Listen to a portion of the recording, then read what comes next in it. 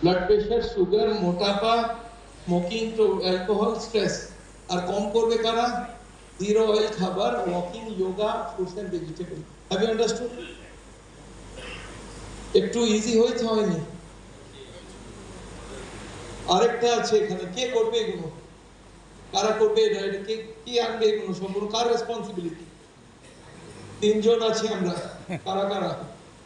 Patient, তার family আর doctor. তিনজনের ছড়া কাজ হবে।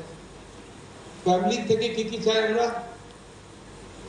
জিরো অয়েল খাবার চাই, ভেজিটেরিয়ান খাবার চাই, ফ্যাট ফ্রি দুধ, ড্রাই ফ্রুটস চলবে না, আর plenty of fruits and vegetable.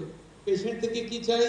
হাঁটা চাই, যোগা চাই, স্মোকিং, অ্যালকোহল বন্ধ, ওয়েট কম করতে হবে, আর স্ট্রেস কম করতে হবে।